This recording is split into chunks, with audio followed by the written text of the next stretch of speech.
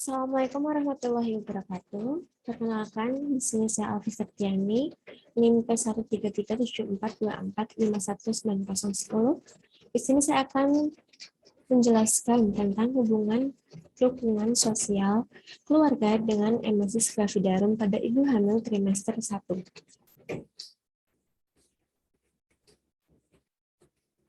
Langsung saja, yang pertama adalah latar belakang. Nah, di sini trimester 1 merupakan awal trimester yang menimbulkan berbagai respon pada ibu hamil. Salah satu perubahan yang dialami oleh ibu hamil adalah mual muntah yang diakibatkan perubahan hormon dalam tubuh. Mual dan muntah pada kehamilan disebut dengan emesis gravidarum. Nah, biasanya mual muntah terjadi pada pagi hari, tetapi ada juga yang timbul setiap saat, bahkan malam hari. Keluhan mual muntah pada emesis gravidarum merupakan hal yang fisiologis, tetapi jika tidak segera ditangani, akan menjadi hal yang patologis. Nah, faktor yang menyebabkan emesis gravidarum ini yaitu meningkatnya kadar hormon estrogen dan juga HCG. Nah, maka dari itu, ibu hamil memerlukan dukungan sosial, terutama pada awal kehamilan, karena pada masa ini ibu akan mengalami perubahan bentuk fisik dan juga psikologis.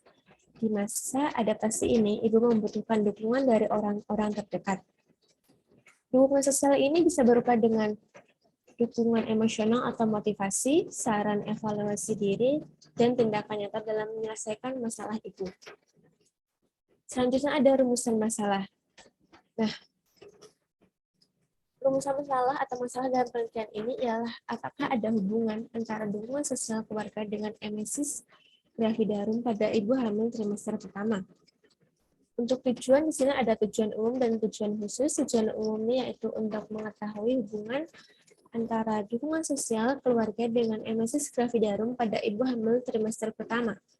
Tujuan khususnya yang pertama ada mengidentifikasi dukungan sosial keluarga pada ibu hamil trimester pertama. Yang kedua ada mengidentifikasi emesis gravidarum pada ibu hamil trimester pertama. Yang ketiga ada menganalisis hubungan dukungan sosial keluarga dengan emesis gravidarum pada ibu hamil trimester pertama.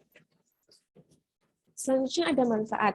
Manfaat di sini ada 3. Yang pertama untuk institusi pendidikan dapat memberikan manfaat bagi perkembangan ilmu pengetahuan. Untuk masyarakat sendiri bisa sebagai tambahan pengetahuan dan masukan bagi masyarakat tentang pentingnya dukungan sosial keluarga dalam penanganan emesis gravidarum pada ibu hamil trimester pertama. Yang ketiga untuk peneliti sendiri yaitu untuk sumber informasi tentang hubungan dukungan sosial keluarga dengan emesis gravidarum pada ibu trimester pertama.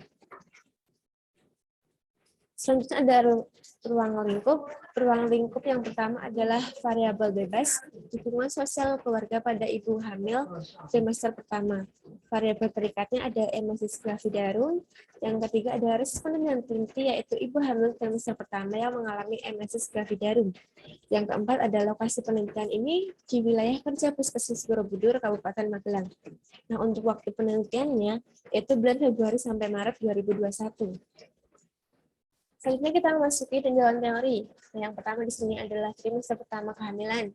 Trimester pertama dimulai dari hari pertama hari terakhir dan berlangsung hingga akhir minggu ke-12. Pada trimester ini, kebanyakan ibu hamil mengalami morning sickness alias mual berulang.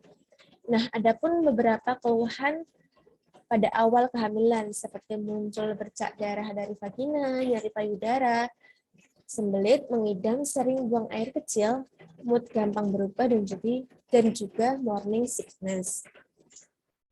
Yang kedua ada emesis gravidarum. Emesis gravidarum atau sering disebut juga morning sickness adalah merasa mual muntah yang terjadi pada kehamilan di trimester pertama atau 0-12 minggu. Di mana rasa mual itu bukan hanya terjadi di pagi hari saja, tetapi dapat terjadi setiap saat, bisa malam, siang, ataupun setiap waktu. Gejala ini tanpa pengobatan dan akan mereda dengan sendirinya dalam usia kehamilan 4-5 bulan. Nah, selanjutnya ada faktor yang mempengaruhi emesis gravidarum.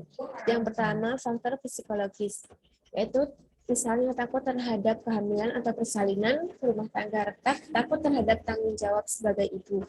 Hal ini dapat mengakibatkan konflik mental yang memperberat mual muntah sebagai ekspresi terhadap keengganan menjadi hamil. Yang kedua ada faktor lingkungan. Faktor lingkungan ini menurut studi dari Amerika Serikat dari Jurnal Epidemiologi dan Kesehatan Komunitas, yaitu tingginya paparan polusi dari asap kendaraan bermotor pada awal dan akhir kehamilan bisa menyebabkan janin tidak tumbuh dengan baik dan janin atau sehingga lahir dengan berat badan rendah. Untuk selanjutnya ada faktor sosial dan budaya. Faktor sosial dan budaya ini yaitu keluarga yang melarang atau tidak mengizinkan seorang ibu hamil untuk keluar rumah untuk memeriksakan kehamilan merupakan budaya yang menghambat keteraturan kunjungan ibu hamil. Nah, selanjutnya ada penyebab emesis gravidarum. Di sini yang pertama ada perubahan hormonal. Perubahan hormonal ini yaitu meningkatkan kadar hormon HCG serta estrogen dalam darah atau dalam tubuh ibu. Nah, yang kedua ada alergis, yaitu berupa sekresi corpus luteum, antigen dari ayah, atau keracunan histamin. Nah, yang ketiga ada kelebihan asam gastrik atau asam klorida. Nah, ini disebabkan oleh peningkatan hormon estrogen. Yang keempat ada perubahan metabolisme glikogen hati. Yang kelima ada kondisi psikologis dan penerimaan ibu terhadap kehamilan. Nah, ini bisa berupa ibu tuh belum siap menerima kehamilannya atau belum siap dengan tanggung jawab sebagai seorang ibu. Nah, sehingga akan merasakan tertekan dan memicu mual muntah. Nah, yang keenam ada pembesaran dan peregangan otot polus uterus. Yang ketujuh ada kebiasaan pola makan calon ibu. Yang kedelapan yaitu kurang tidur dan istirahat. Selanjutnya ada tanda dan gejala emesis gravidarum. Yang pertama ada rasa mual, bahkan dapat sampai muntah. Yang kedua ada nafsu makan berkurang. Yang ketiga ada mudah lelah. Yang keempat ada emosi yang cenderung tidak stabil. Nah, keadaan tersebut itu normal, tetapi tidak normal jika atau apabila mual muntah terus-menerus dan mengganggu keseimbangan gizi, cairan, dan elektrolit dalam tubuh. Pengaruh emesis gravidarum pada ibu dan janin. Di sini di awal kehamilan ini kebanyakan ibu atau wanita hamil hanya sedikit saja meningkatkan berat badannya dan ini tidak mempengaruhi perkembangan janin. Emesis dalam keadaan normal tidak banyak menimbulkan efek negatif terhadap kehamilan dan janinnya. Hanya saja apabila emesis gravidarum ini berkelanjutan dan berubah menjadi hiperemesis gravidarum akan dapat meningkatkan resiko terjadinya gangguan pada kehamilan. Menurut Suririna 2010. Selanjutnya ada pencegahan. Yang pertama ada memberikan keyakinan pada ibu. Maksud dari memberikan keyakinan ini ialah keyakinan bahwa kita memberikan keyakinan kepada ibu bahwa mual muntah merupakan gejala yang fisiologis pada kehamilan muda. Nah, yang selanjutnya ada menganjurkan untuk mengubah pola makan. Nah, pola makan yang dimaksud itu dengan makan makanan dengan jumlah kecil tetapi sering. Nah, yang ketiga ada lebih banyak istirahat. Ini dapat membantu mengurangi keletihan yang dapat menimbulkan mual dan muntah. Dan yang keempat ada waktu bangun pagi, ibu dianjurkan untuk makan biskuit dengan teh hangat. Nah, yang kelima ada hindari makanan berlemak dan berminyak. Yang keenam ada makanan yang disajikan jangan terlalu panas atau terlalu dingin. Yang ke-7 ada menghindari menyikat gigi setelah makan. Yang ke-8 ada hindari bau-bauan atau aroma yang menyengat. Nah, ini dapat memicu atau menimbulkan rasa mual. Nah, yang 9 ada pemberian suplemen vitamin D kompleks 50 mg dan vitamin C. Selanjutnya ada dukungan keluarga terhadap emesis gravidarum pada ibu hamil trimester pertama. Sokongan sosial keluarga ialah sumber pendukung yang sangat utama untuk bunda berbadan dua atau ibu hamil dalam mengalami emesis gravidarum. Nah, orang yang memperoleh sokongan sosial tidak lebih tahan terhadap pengaruh psikologis dan juga stresor. Nah, sokongan yang bisa diterima atau yang bisa diberikan oleh keluarga kepada ibu hamil yaitu merupakan bisa memberikan ketenangan pada ibu hamil, yaitu dengan membawakan untuk pemeriksaan kehamilan, terus memenuhi kemauan saat mengidam, berikan kegiatan lingkungan. Nah, keadaan kelainan fisiologis dapat menimbulkan stres. Stres bisa mengusik bertambah serta menimbulkan mual muntah. Nah, maka dari itu di sini dukungan keluarga terhadap emesis gravidarum itu sangat penting. Selanjutnya ada kerangka konsep. Kerangka konsep di sini ada variabel independennya atau variabel bebasnya itu dukungan sosial keluarga pada ibu hamil trimester pertama. Terus yang kedua ada variabel dependennya emesis gravidarum. Nah, yaitu hipotesis penelitian, hipotesis kerja, atau HA, yaitu ramalan tentang peristiwa yang terjadi apabila suatu gejala muncul. Nah, di sini hipotesis kerjanya ada hubungan antara dukungan sosial keluarga dengan emesis gravidarum pada ibu hamil trimester pertama. Untuk hipotesis 0, yaitu ditolak setelah pengujian, yaitu tidak ada hubungan antara dukungan sosial keluarga dengan emesis gravidarum pada ibu hamil trimester pertama. Selanjutnya ada desain dan jenis dan desain penelitian. Jenis penelitian ini dengan praeksperimen, dengan rancangan desain penelitian analitik dengan cross-sectional. Untuk mengetahui hubungan antara dukungan sosial keluarga dan dengan emesis gravidarum pada ibu hamil trimester pertama. Untuk lokasi dan waktu di penelitian ini dilakukan di wilayah kerja Puskesmas Borobudur pada bulan Februari sampai Maret 2021.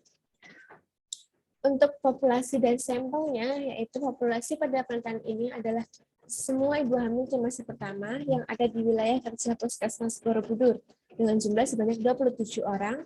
Penelitian ini didapatkan sampel sebanyak 23 responden. Adapun teknik sampling yang digunakan yaitu total sampling. Nah, total sampling adalah mengambil semua anggota populasi menjadi sampel. Untuk variabel penelitiannya di sini ada variabel independen yaitu variabel bebasnya dukungan sosial keluarga pada ibu hamil trimester pertama. Yang kedua ada variabel dependennya atau tarikatnya yaitu emesis gravidarum. Untuk teknik pengumpulan data. Yang pertama ada data primer, yaitu data primer diperoleh dari kuesioner yang dibagikan pada ibu hamil yang datang untuk memeriksakan kehamilannya di Puskesmas Borobudur. Yang kedua ada data sekunder. Nah, data sekunder ini diperoleh dari buku register ibu hamil di Puskesmas Borobudur selama penelitian. Nah, ada pun prosedur penelitian. Nah, prosedur penelitian ini berisi persiapan peneliti, pelaksanaan dan juga manajemen data. Selanjutnya ada instrumen penelitian. Penelitian ini menggunakan instrumen berupa kuesioner yang berisi daftar pertanyaan. Nah, instrumen penelitian ini adalah alat atau fasilitas yang digunakan dalam mengumpulkan data. Selanjutnya ada metode pengumpulan data. Yang pertama ada collecting. Collecting adalah mengumpulkan data dari kuesioner. Nah, yang kedua ada checking. Checking adalah hasil yang valid atau reliable dan terhindar dari bias. Nah, coding adalah pemberian kode-kode pada variabel-variabel yang diteliti. Yang selanjutnya ada entering, yaitu data dimasukkan dalam program komputer. Yang selanjutnya ada processing, yaitu data diolah sesuai dengan kebutuhan peneliti. Yang selanjutnya ada analisis data. analisis data di sini ada yang pertama analisis univariat, yaitu digunakan untuk mendeskripsikan data yang dilakukan pada tiap variabel dari hasil penelitian. Yang kedua ada analisis bivariat, yaitu analisis dua variabel yang diduga berhubungan atau berkolerasi. Misalnya ada etika penelitian. Yang pertama, environment consent, yaitu environment consent itu bentuk lembar persetujuan atau bentuk persetujuan antara peneliti dengan responden. Penelitian dengan memberikan lembar persetujuan. Nah, yang kedua ada anonymity atau tanpa nama. Nah, dalam penelitian ini, anonymity atau tanpa nama disebut dengan tidak mencantumkan nama responden pada lembar alat ukur. Yang ketiga atau yang terakhir ada confidentiality atau kerahasiaan. Nah, di sini peneliti tidak boleh menampilkan informasi mengenai identitas responden dan juga kerahasiaan subjek. Dalam studi kasus ini, nama ditulis dengan inisial saja. Sekian yang dapat saya sampaikan, kurang lebihnya saya mohon maaf. Dan saya akhiri. Wassalamualaikum warahmatullahi wabarakatuh.